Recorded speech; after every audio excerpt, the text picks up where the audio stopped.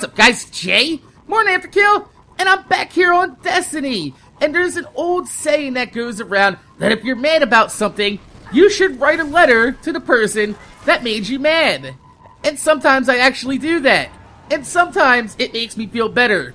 Other times, it just makes me feel a little bit more angry, and I go ahead and I actually send that letter. So what I'm doing today is my first open letter to Bungie about Destiny, because there's a few things in today's update with the Iron Banner that I felt that I needed to say, not just for me, but on behalf of the Destiny community, because I read your comments and I read your messages and I feel you and I know where you guys are coming from, and I feel like I have a pretty good foothold inside this community to speak for everybody and put these, I guess, ideas into written form. So what I'm gonna do is I'm gonna read my letter to Bungie.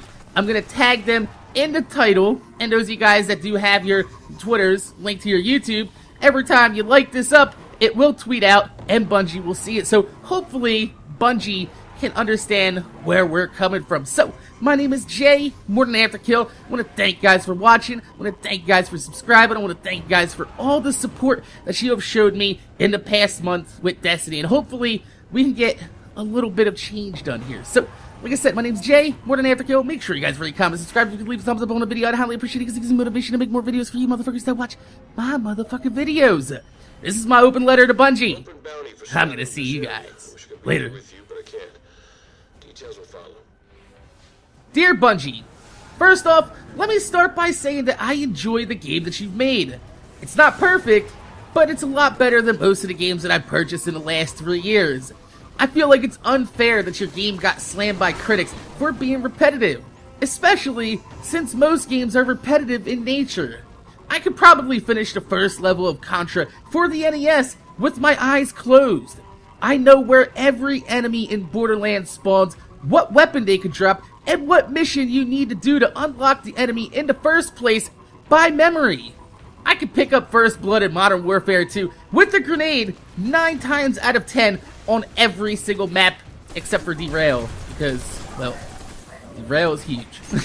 So, that's 3 different games, 3 different genres, all repetitive in their own right, and all highly coveted as pinnacles of perfection in their own genre.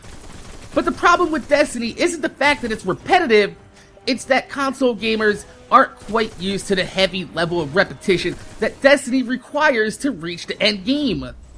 That therein lies the problem, because Destiny is very similar to Diablo in the fact that the game looks fantastic, the controls are top-notch, and it plays really well. There's nothing wrong with the game at all, except for the fact that you need to get the end game, to get the level of enjoyment out of the game that we know that it can deliver. The end game in Destiny is very satisfying. It has hard missions, insane modifiers that make you think about what elements and guns you're using, all on top of your flawless gunplay and controls. Leveling up guns and armors can feel a little bit tedious, but you feel stronger as you progress. And let me tell you, it is a fantastic feeling. But for a game that's as open-ended as Destiny is, it's awfully linear. You give us multiple currencies to farm at the end game, yet 90% of the gear requires crucible marks. I get it, Bungie. You want people to play the multiplayer. You want the gameplay hook at the end game to have people going from PvE to PvP and back again. But how come when we play PvP, we're rewarded terribly? Put up a video today that showed an enemy on the losing team. They received an exotic Monte Carlo assault rifle, and the last 2 place members on my team got legendary engrams. I consistently do well in the Crucible. I go positive, I help my team out, and I've not once received anything higher than a strange coin. In fact, in that gameplay, I went 23-7 and was the only positive member of my team in kills to death. I won that game for my team, and I got nothing but 1 mode of light and 3 crucible marks. I could have gotten 5 crucible marks in less time by farming materials and have a more enjoyable time doing it, not having to stress out by carrying my entire team. Now, the Iron Banner is here. It's a limited time PvP playlist that's supposed to encourage high level gameplay. It's a place where you run what you brung and leave the enemy in a big pile of dung. I've been so excited for the Iron Banner. I leveled my hunter all the way up to level 29. I bought the symbiote helmet from Jur. I leveled that up in 1 day. In 1 day, Bungie, in anticipation for the Iron Banner. Now it's finally here. And as soon as I log on, I run to the tower. I'm like a kid in a candy store. A kid on the morning of Christmas coming down the stairs in his pajamas to see what is underneath the tree. Do you know what's underneath the tree, Bungie? The same shit that was in the beta. There's 2 shaders, a cloak, a chest piece, and a light machine gun. I went back to my footage from the beta to compare it, and it is literally the same inventory. I mean, the beta, it was fine to have a stripped down inventory in your vendor because you didn't want to show us everything that was in store for the game. But that's just it. It seems like everything in the beta is everything that was in the game.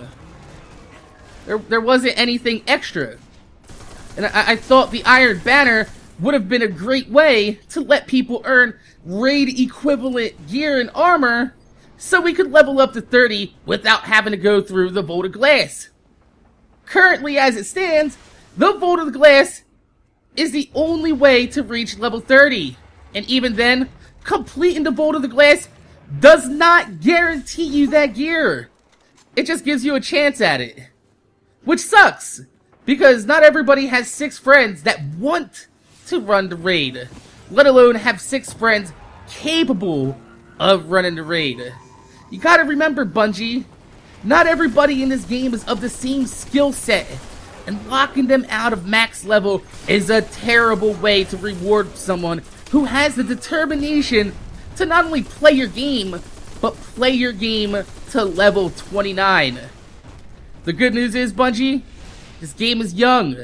It's still very early, and you have a small window of opportunity to fix this. But do not wait too long. There are a lot of big games around the corner, Bungie. And I'd like to see your game still be one of them. We got it. Let's move.